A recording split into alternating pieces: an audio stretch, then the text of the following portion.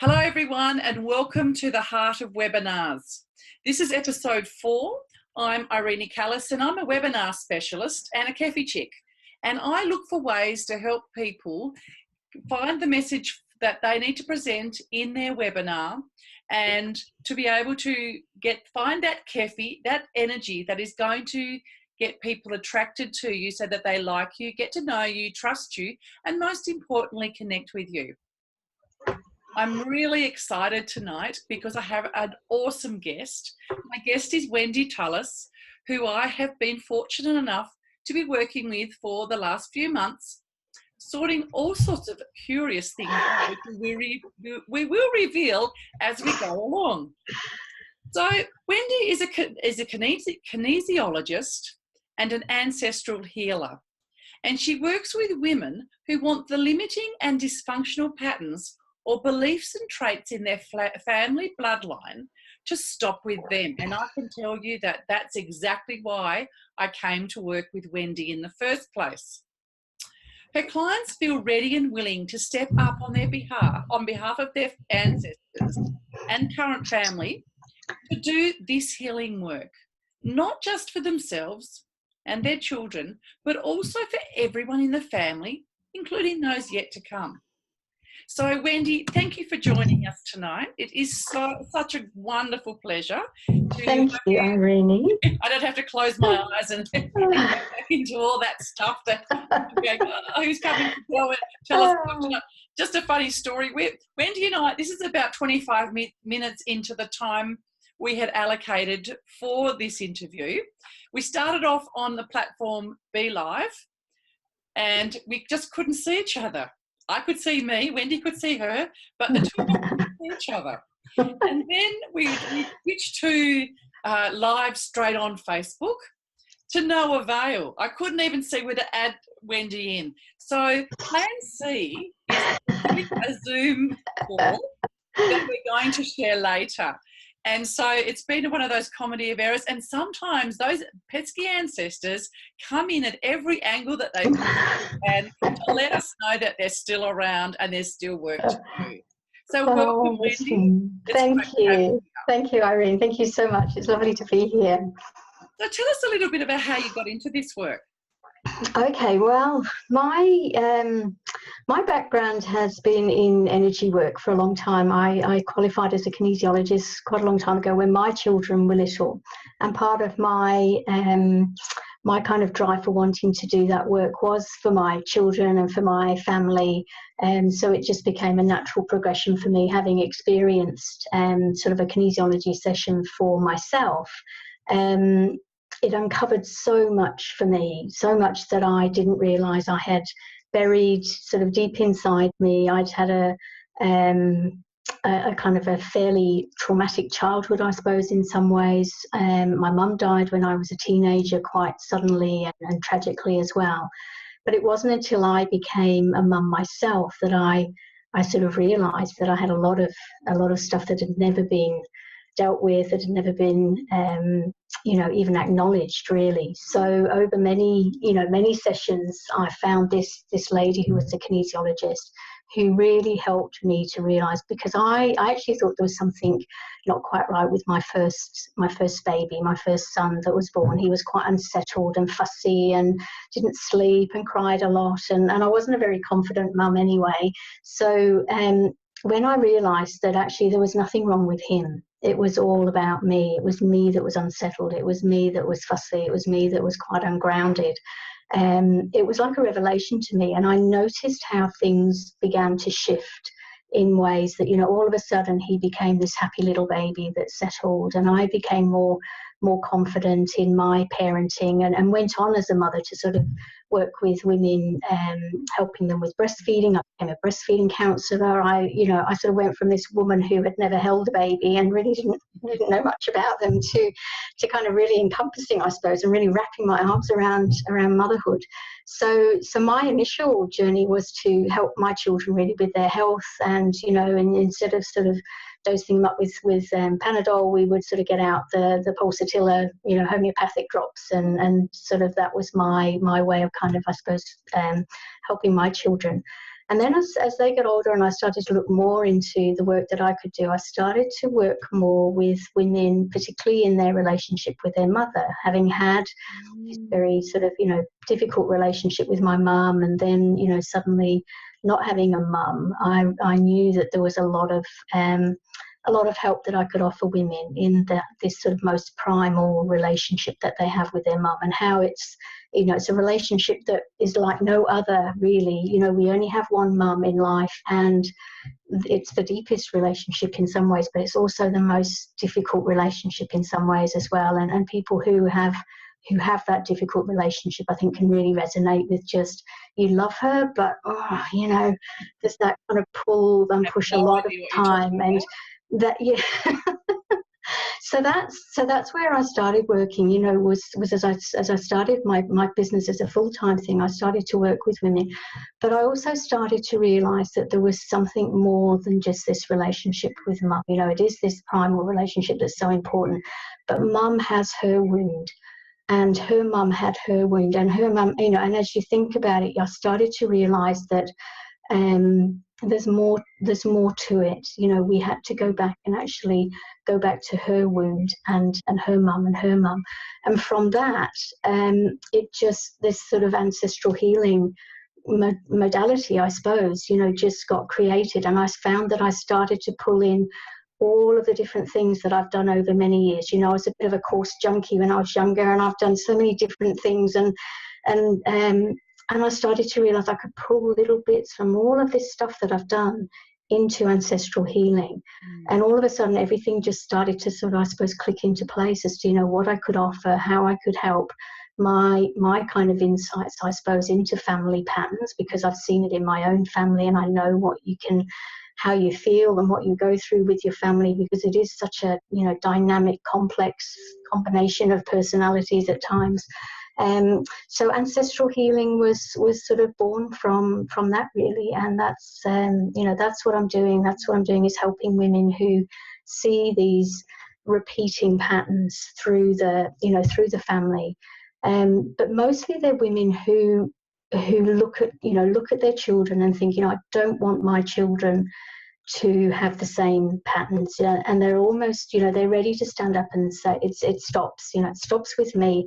This is where all of this stops, because, we want our children to, to go through life without this kind of old baggage that sometimes is, centuries old, maybe, of stuff that, never served them, and it never served us, and it's certainly not going to serve our children. So they're really ready, I think, to see these patterns end, so that their children, who live in a world that has got its own difficulties. We live in this fast-paced, super automated, children are going to have, things to cope with that we never had to. They don't need that old stuff that is very limiting, that is very sort of almost like rigid, belief systems, that this is just the way we do it because this is what we do in our family. And it's not until someone says, well, why do we do that in our family? Because, it's not helping anybody.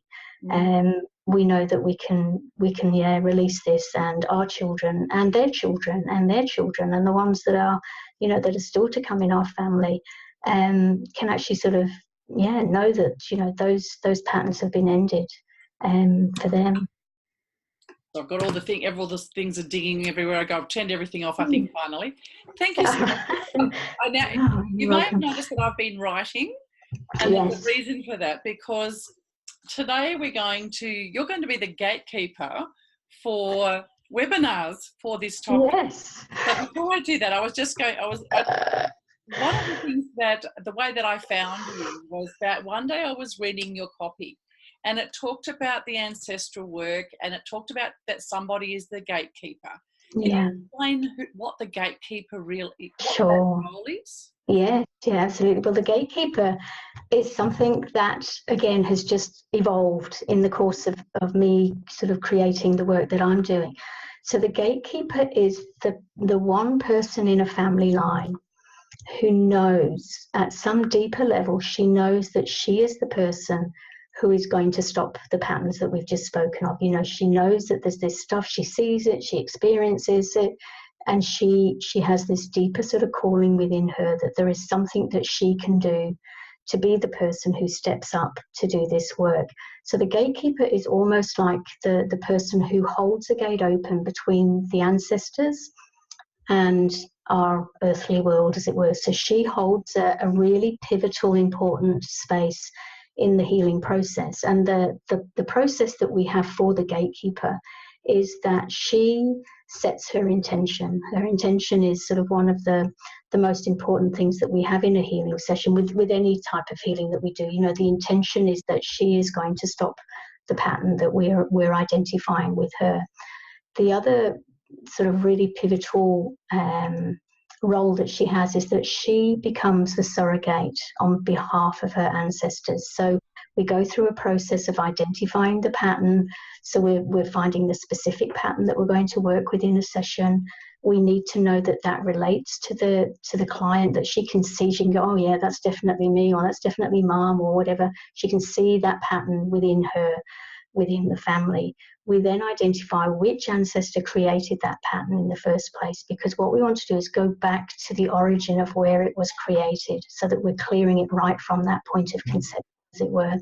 So we look at lots of other things as well along the way to make sure that we're picking up everything that might be attached to that pattern. There may be some karmic aspects, there might be past life aspects. So we're really sort of digging around to make sure we're collecting everything that belongs to that pattern. We then get the client into this sacred healing space where she meets the ancestor. So we guide her to meet that ancestor, to hear the story that her ancestor has. So the ancestors are always very willing, they're very open-armed, you know, they're coming in their light form. So, you know, I've had some people who have said to me, oh, I'm not sure I want to meet my great aunt. I know she was a bit scary and nobody really liked her, or something like that. And, you know, sometimes there's a bit of reluctance, like, oh, I don't know if I want to do this. You know, we're coming from this place of, you know, light form and unconditional love. So there's no kind of like human, you know, perspective, as it were, from somebody who might have been a bit mean in her earthly time, maybe.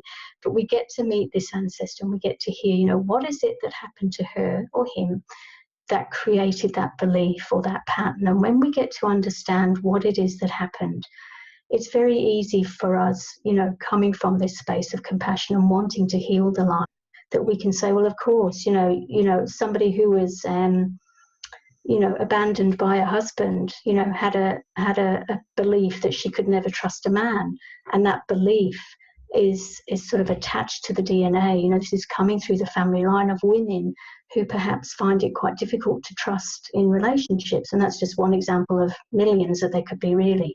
But when this is the pattern that we're looking for, there's something around trust in your family, there's something around, you know, it's to do with men. What is it for you? And we get the client to explore that. We get her to find out what it is that happened to that ancestor. And then we set her up as a surrogate. So the client sets up for the healing to occur. We test to see what healing does that particular ancestor need. It might be a karmic release, or it might be some forgiveness, or it could be, again, a million different things. The client does that on behalf of our ancestor, but also on behalf of the rest of the bloodline. So we clear it from the point of origin.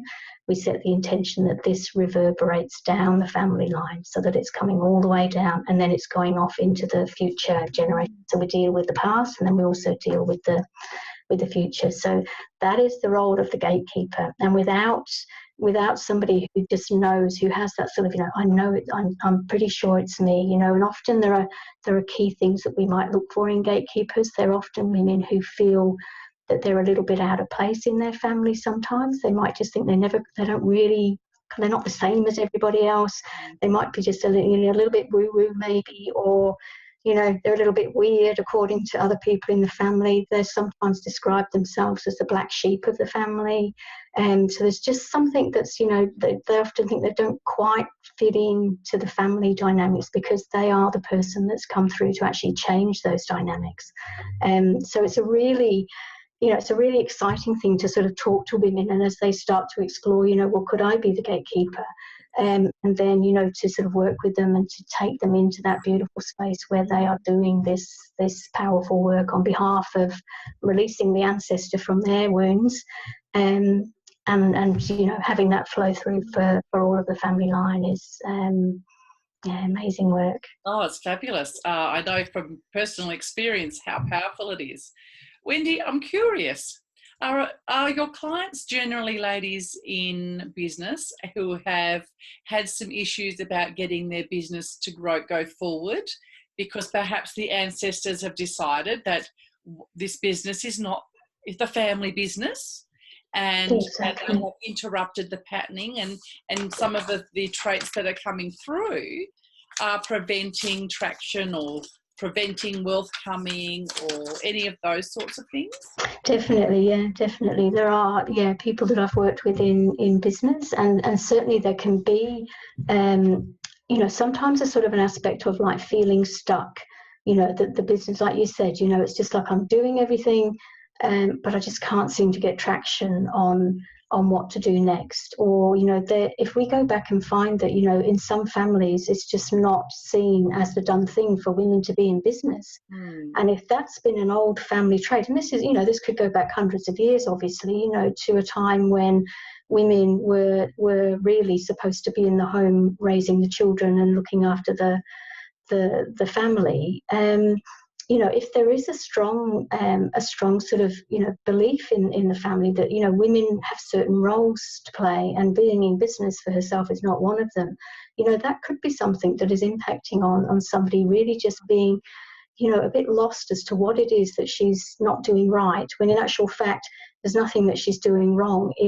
There are deeper levels to this sort of thing. There's something actually, attached to the DNA. We have these sort of, chemical tags that attach to our genes, within the DNA. So if there's something there that's switching that off instead of on, that could be the reason why, finding it hard to generate money. If there's been past family businesses where money has been lost, or bankruptcy or things like that, is there some sort of imprint that is still there around creating money? So it's a really relevant, I think, sort of aspect to look at within a business is, do you have the backing of your ancestors in your business? Are they 100% behind you, or is there some limitation or some restriction that you're not aware of that might just be the key to what's stopping you from moving forward? Fabulous. Thank you for that, Wendy. That is so interesting. I could keep talking about that. The other side of what we're here for today is we're having a look at talking about how you feel about webinars. Have you run any webinars yet? No, I haven't. That's why I want to come and talk to you. Was that a deer in the headlight? It probably was a little bit. So could you tell me, what are the biggest challenges when it comes to running webinars? I've thought a bit about this, knowing that we were going to have this conversation today, and it really made me think, what is it that really is stopping me? And I think there are probably two key points for me. I think one is definitely the technology. Like you said, we had 11 minutes of trying to just connect on Be Live, and and you just think, oh my gosh, if that was at the time you're supposed to do the webinar, what are you going to do? So I think there's that kind of at the back of your head, you're just going, oh, will I be able to keep my cool if things don't work on the day, and things. So definitely I think the tech stuff with that, but also I know about the emails going out to people to tell them about the webinar and then remind them about the webinar, and all of that, I suppose, background stuff that needs to be done that I'm not a whiz on at all. I've got a basic kind of knowledge, and I can do a newsletter to my email list, once a month or so, but that's sort of about as far as I've gone with that particular aspect of my business, I suppose. So that's definitely a thing where I would just go, wouldn't even know where to start with that. And then I think also it's just the planning of it, like how do you actually, where do you start? What's the start point of a webinar, and how do you actually plan the step by step through to the very end of it? So I think I could see that obviously you start at the beginning, talking about your work, and you end at the end, which is ideally come and have a call with me if this interests you, or an offer. But it's the bit sort of in between that, I think, that sequencing of like how do you put that together in a way that does represent you. You know, I think, you know, as a kinesiologist, I focus very much on energy, so it's all energetic. So it's knowing, you know, it's wanting everything to be in sort of like alignment, I suppose, for want of a better word, with me and my work and my message, and really wanting to be able to share that with people, to get that across in a way that feels natural and not sort of like robotic or deer in the headlights kind of thing. I'll give you a bit of I'll answer you. Yes. If I can allay those fears. Yes. The technology that I use is Zoom, which is what we're using right this moment. So the other thing that is recommended is that you have some slides, and at the moment we suggest that you make them on Canva. And there is certain sequencing of those, and you can actually, I'll be honest here, I couldn't work, I was in such a hurry that I didn't work out how to play them from Canva, so I exported them and did some crazy things when I did my last webinar. However, you can actually do the whole thing as a slideshow in Canva. Oh, right, okay. So that's the technology bit. There's not a lot to do in reality. We've been testing with a couple of people that if you have the questions on your phone, like the chat, so that you can, and you have it down so it's silent, so you don't have to fiddle with everything and change the video you're watching is one. Right. The email sequence is relatively straightforward, so that once you've set up the form that people sign up to, then you have an automation set up so that they click it, they put their details in, it goes into your email list, and then an automatic email goes, thanks for joining up. Here are the details for the webinar on Thursday, blah, blah, blah. Yeah.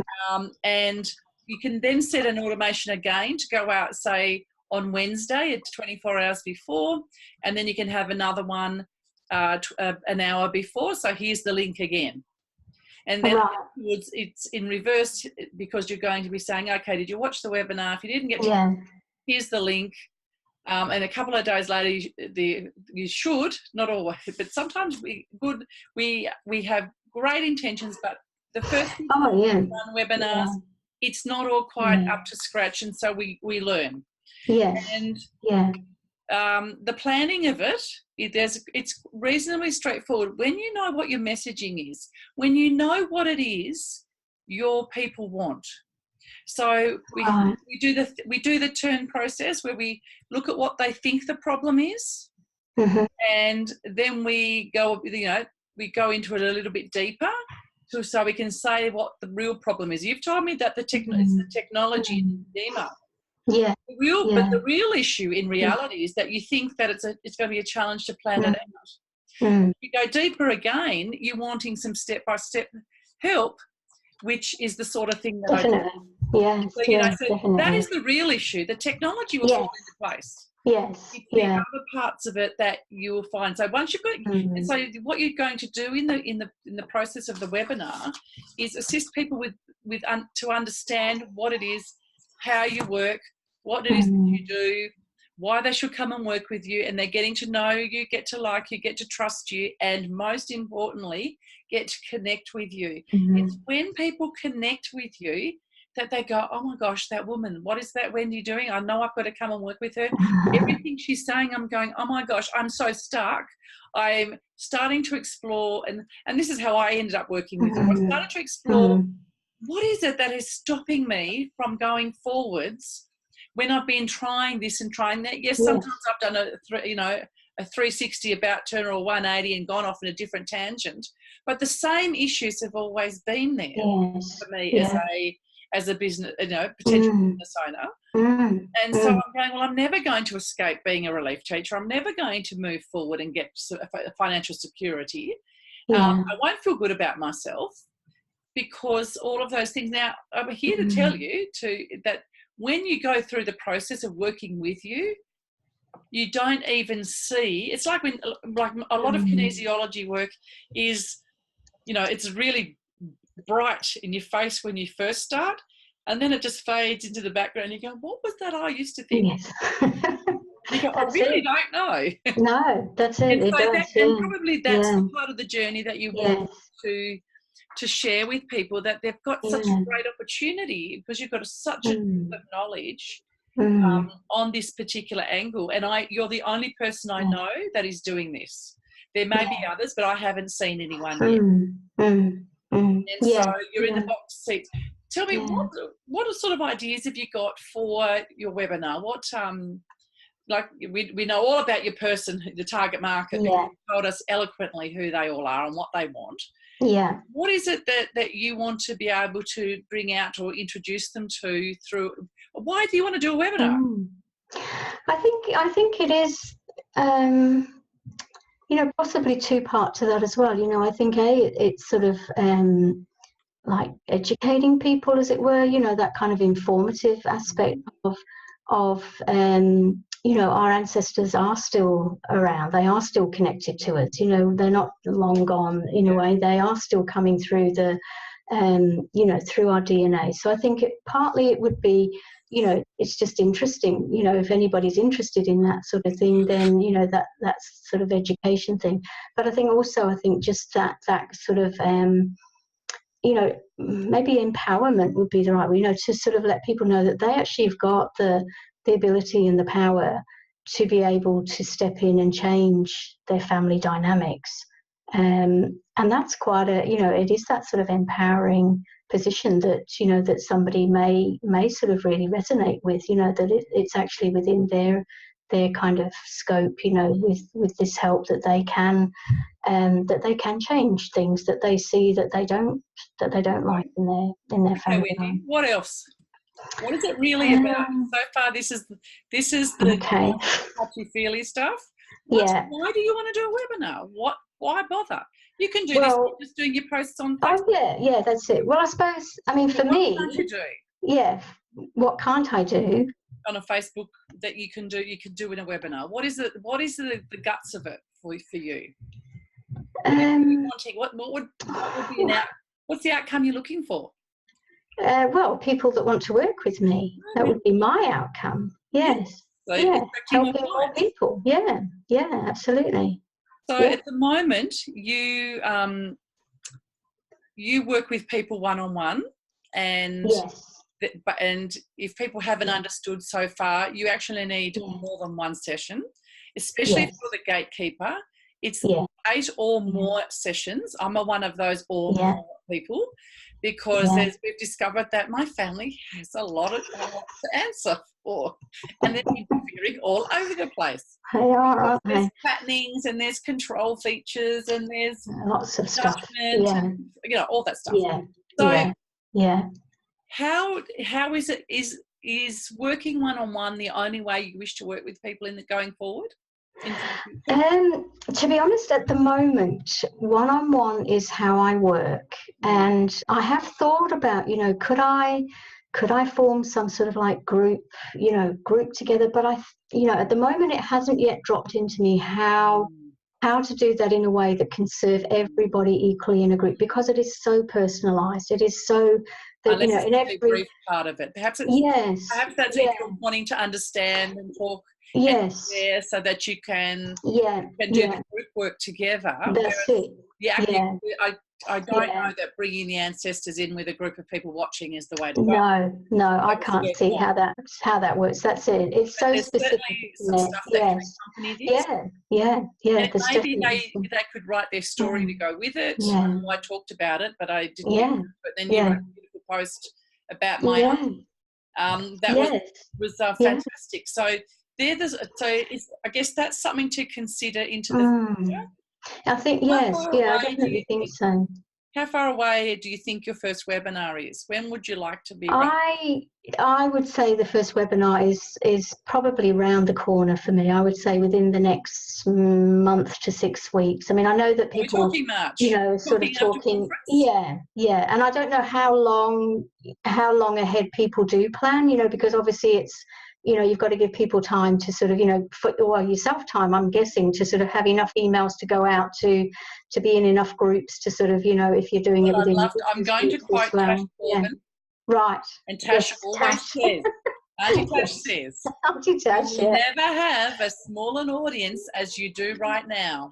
Yeah. Therefore, you can make mistakes, refine, you know, you Yeah, can go through the yeah, motions, yes, become confident, so yeah, that by the time you get to do webinar number 3, yeah, that's when it's rocking. yeah, yeah, That's when you're totally. aiming for big numbers. Yeah, That's where you're looking for many, you know, as I say, yeah, bums on seats, all that sort of thing. yeah, When you're yeah. looking at that, that is a really nice Mm, segue.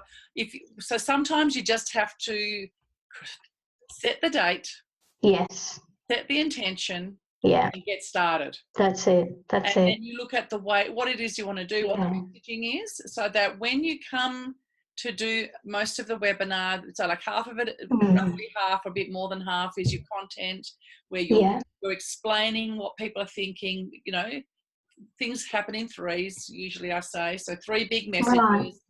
okay, And yeah, yeah, you're going to talk about what a gatekeeper is. You're going to explain, you may, you know, if you're so is it for women in business, for example? So it's narrowing it down for yeah, for your niche, so yeah, that if there are, because there are a lot of women out here in our community who are a little bit yes, woo-woo, who are a little bit yeah, out there, and know something isn't right, and keep trying and trying and trying to find that solution, yeah, and then they're going, oh, mm, oh, mm, how interesting, yeah, you know, that sort of thing. I never thought of yes, it like that.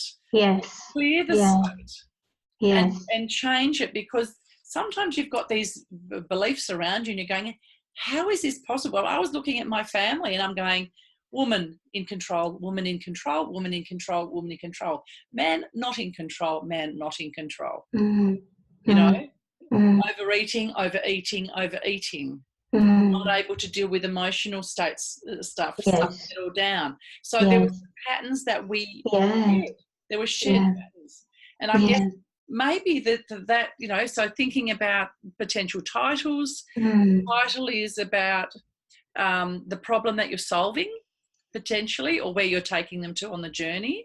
So break free yeah, of your ancestral patterns, for example, could be a straightforward, easy peasy thing. mm, mm, And yeah, move into that zone so that you can say, well, my you know, people work with me one-on-one. I mean, I don't know if they need to have a quick discovery call with you so that they can, and so you can check to see whether they're the gatekeeper or not yeah. before you take them into the next place. Yes, yeah, yeah. We usually do. We usually do. And the main reason for that is that sometimes, you know, having chatted to people, there are some people who are not quite ready for this work. You know, there's some other stuff that just needs to be cleared first. So it may be that there are other things I can do to help them before, you know, before we get into doing this. Yeah. And this deep I'm work. beginning to So think it's, yeah, perhaps to help them, I just had a thought yeah. that you could actually go through a segment of your webinar. Are you the gatekeeper of your family? Mm, Here are some yeah, traits, here are some yes. experiences you may have had. Yeah, And then you're actually yeah. qualifying people before they get. That's it. That's right. Yes. Yeah, definitely. Definitely. That would be a great idea, I think, to, yeah, for people to be able to sort of, yeah, either go, yes, yes, yes, or just think, you know, oh, well, maybe not, you know, that might not be me, but there might be other things that are relevant for them. So, you know, it gives them just, again, it's just that bit more clarity, isn't it, Yeah, it is. about, yeah, whether this is the work.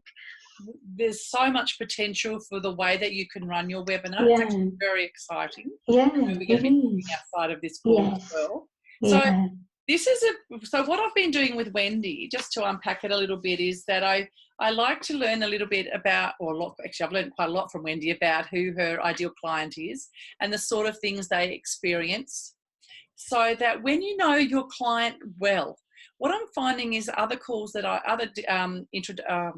free chats I've had with people, quite often they are haven't gone deep enough with their ideal client. So when you gloss the surface, what you find is that when you go to create your webinar, you can't go deep enough. And so you don't get enough traction. People don't receive the information that you're wanting to share with them, or they're not clicking on the link to sign up for the webinar. All of those sorts of things. I know people who, the very first thing, if you're going to start creating your webinar, is create the form. If you like creating landing pages, go for that as well. You don't have to have a landing page. You can have a post in Facebook with the link, sign up here, and they sign up and they're on your list, and you go, okay, I've got people coming now, I've got to do something about it. And so then you can actually start unpacking the webinar. So I don't know, just a thought. That's the best way, I think. Yes, I think sometimes you have to go cold turkey. I think for me, it is the best way. It's just like, oh, right, people want this. So, yeah, then I'll get to work on what can I do to give me the best I can. Yeah. Post in the groups that I see. Yeah, yeah. There's such a beautiful feeling coming from it. Yeah. And because you're a very nurturing sort of person, they're going, when they come on a call with you, they're going to hear how beautiful it is to work with you, and you can talk case studies, and this is what people have discovered. They've gone from stuck and, going in circles and thinking the world's going to cave in, and what are they doing following this business idea because it's a stupid idea anyway, to actually getting traction. That's it. And getting the success. So, you've got a lot of ways of sharing that story with your potential clients. I think that you are well on the way with getting that going. The next step really for you is to really nut it out. And to try some copy so that you actually put an offer out in the places that we hang out in. You've actually got the copy, but I think after today that there's some bits that you can actually enhance some more and really talk about the business side of it. So you're having experiences in your business, and this is what you've seen. And I would try that. I don't know if you've got an offer for this Wednesday, but I would suggest, even if you haven't, even if you start it and you tweak it, who would like to have a webinar? Who would like me to start a webinar? Tomorrow is Convo Starter Day. Big opportunity. Yeah, perfect. Yes. That is perfect, And it's almost like you're doing research. Yes. You get a little bit started, and then before you know it, it's all up, you're up and running. Yeah, that's a great idea. Yeah, I love that. Wendy, when we post this up, and I'm going to pop it in a couple of groups, what we'll do, as soon as you see it, pop in the link. So the link that I have, there's you can book in and have a chat with Wendy. And it is, I'm just going to read it aloud. It is on her, it's bit.ly 2719-ancestral healing free call. I'll say that again, bit.ly /2719- hyphen or whatever you want to call it, ancestral healing free call. We'll pop that in the comments when we post this as well, so that you can learn a little bit about Wendy. Now, Wendy also has a Facebook page, Wendy Tullis kinesiologist, something like that. My Facebook page, Wendy Tullis kinesiologist and ancestral healer. Now that Facebook finally let me change my name. Oh, that's lucky. And then there's also, the Facebook group that I've got, which is called The Gatekeeper, Ancestral Healing and DNA Recoding. So I invite you all to join the group that Wendy runs, and go and like her Facebook page. I think the last count I saw, there were about 15,000 people that have liked your page.